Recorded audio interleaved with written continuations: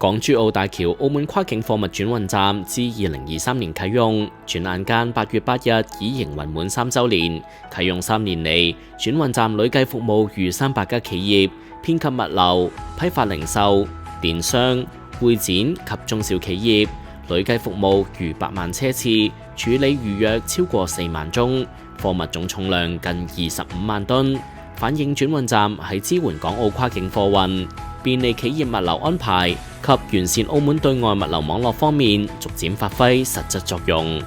轉運站咧打通咗港澳貨運單一靠海運一個局面，而家咧可以做到呢海陸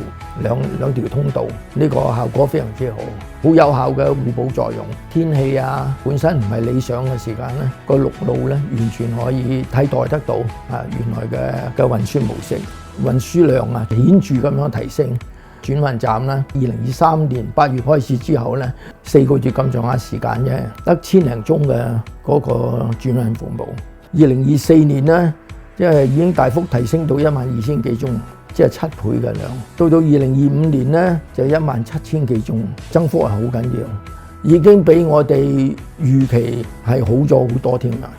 黃國勝指出，轉運站滿足到市場對高價品、量少、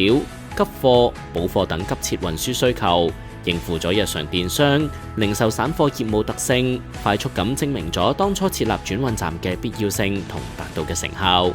而且政府以境內關愛之概念，豁免香港貨車之澳門營業稅務登記、行車稅以及司機免辦澳門駕照等便利政策，簡化嘅跨境手續，切合咗行業對大灣區一體化嘅高效率預期。其實最主要咧，即係我哋嘅獲益咧，就係因為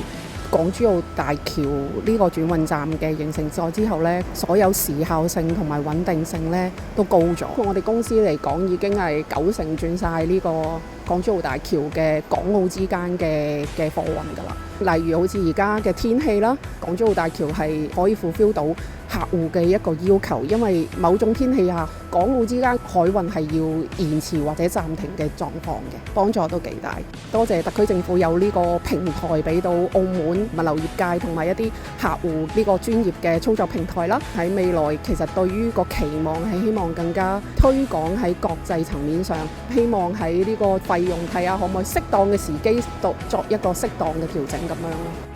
港珠澳大橋嘅落成，我認為係改變咗澳門呢種單一運作歷史嘅。過去咧係靠單一運輸咧，自己控制唔到個時間，雖然成本貴就係，但係咧起碼我哋咧係節省咗好多我哋嘅冇必要嘅開支。例如咧加班，過去咧以前做貨咧係跟海運啦，啲貨咧要下晝先嚟到我哋嘅手上，變成我哋啲同事咧就要加班加到，導致到好多貨物咧就會隔日先至推出市場。除咗依個港珠澳大橋開通之後咧，係改變咗呢個業態嘅操作模式嘅啦。同埋我哋可以安排啲貨幾時送邊個，幾時送邊個。以前係冇辦法控制嘅，以前就靠船公司，佢中意嚟咩櫃就嚟咩櫃，嚟咩貨就嚟咩貨。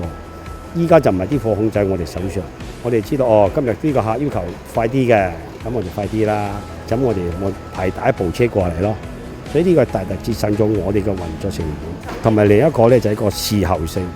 一個貨物一及時送到呢個客戶嘅手上，推出市場。陳維熾指出，客戶好滿意陸路運輸服務，尤其冷鏈食物安全方面大為提升。該公司亦因此喺香港增設公司作為貨物中轉站，客戶有需要時立即運出貨，大大提升效率，客戶數量亦因為服務完善而增加。